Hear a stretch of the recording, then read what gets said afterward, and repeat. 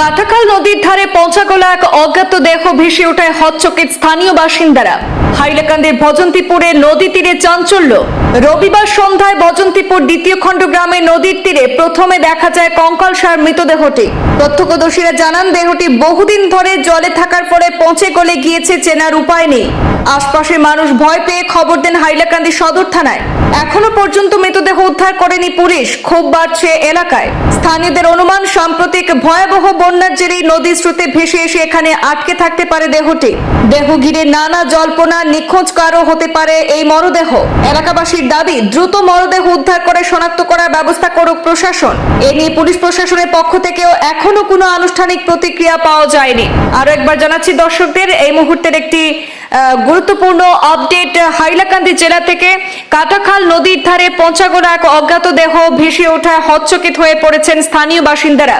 হাইলাকান্দি ভজন্তিপুরে নদী তীরে চাঞ্চল্য ঘিরেছে মৃতদেহ উদ্ধার ঘিরে। রবিবার সন্ধ্যায় ভজন্তিপুর দ্বিতীয় খণ্ড গ্রামে নদীর তীরে প্রথমে উদ্ধার হয়েছে এই কঙ্কালসার মরদেহ। প্রত্যক্ষদর্শীরা জানিয়েছেন যে দেহটি বহুদিন ধরে জলে থাকার ফলে সেটিতে পচন ধরে গিয়েছে, চেনার উপায় নেই সেটি কার মরদেহ। আশপাশের মানুষ ভয় পেয়ে খবর দিয়েছেন হাইলাকান্দি সদর থানায়। তবে এখনো পর্যন্ত মৃতদেহ উদ্ধারে কোনো খবর পাওয়া যায়নি পুলিশের পক্ষ থেকে। এই বিষয় নিয়ে ক্ষোভ বাড়ছে এলাকায়। স্থানীয়রা অনুমান করছেন যে সাম্প্রতিক যে বন্যা ঘটেছে তার জেরে নদীর স্রোতে ভেসে এসে এখানে আটকে যেতে পারে সেই দেহটি। উদ্ধার দেহ ঘিরে নানা জল্পনা, নিখোঁজ কারো হতে পারে মরদেহ। এলাকাবাসী দাবি করছেন যে দ্রুত মরদেহ উদ্ধার করে শনাক্ত করার ব্যবস্থা করুক প্রশাসন। তবে পুলিশ প্রশাসনের পক্ষ থেকে এই বিষয়ে এখনো পর্যন্ত কোনো আনুষ্ঠানিক প্রতিক্রিয়া পাওয়া যায়নি। তখন দীর্ঘ 2-3 দিন আগে যে ফ্লাড যেটা আসলো, ওই ফ্লাডের জলে একটা লাশ গিয়ে আসিছি এখানে। আচ্ছা, জায়গা কোন জায়গা? এটা ভজন্তিপুর। তখন এই লোকাল যারা মানুষ আছে তারা দেখছে, দেখিয়ালে তো জিনিসটা সাইডবাদি মাতবার হয়েছে। হওয়ার পরে নিজেও আইসি কেন, আমারও খবর পাইছি। পাওয়ার পরে আজকে আইসি, আইয়া দেখলাম এই লাশটা এখানে পড়ে রয়েছে। লাশটা দেখতে দেখা যায় 2টা মালা আছে গলার।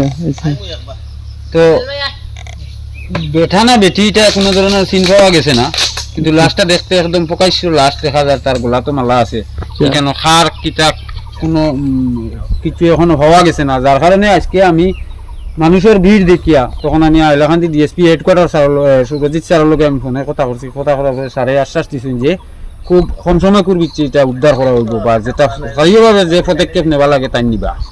তো এখন আমি আপনার সংবাদ মাধ্যমে কইতে চাইছি এই জিনিসটা যে খার লাশ, এটা তো আমরা জানি না এখন কি ধরনের কিতা। আপনারা যদি শহরের এলাকানো কিছু ইয়ে থাকে তো জানা থাকলে এটা আপনারা দেখিয়া আপনারা যেটা করণীয় করতে পারেন। জায়গার অ্যাড্রেসটা কোন জায়গা? এটা ভজন্তিপুর, হাইলাকান্দি ভজন্তিপুর। আচ্ছা, ফ্লাডে আইয়া লাগছে, এটা ফ্লাডে ধারণা করা যায়। ফ্লাডের জল যখন আইতে সময় একটু লাগলে কাঠ আয়, তো ওটার লগে আইয়া এখানে। তো একদিন পরে মানুষে দেখতে পাইছে যে একদম ক্লিয়ারলি একটা লাশ, যেটা আমি ফটো দিছি আপনার হোয়াটসঅ্যাপে দেখতে পাইবা। এটা কঙ্কাল দেখা যায়, শরীরে কোনো ইয়ে নাই। গলার একটা চেইন না মালা আছে আর কি 2টা, এখনো দেখা যায়, যেটা প্রমাণর যেটা একটা হিন্দু মানুষ। আচ্ছা আচ্ছা, হ্যাঁ, যার কারণে তো তার গলার মাঝে যে মালা যেটা আছে, মালায় প্রমাণ দেয়।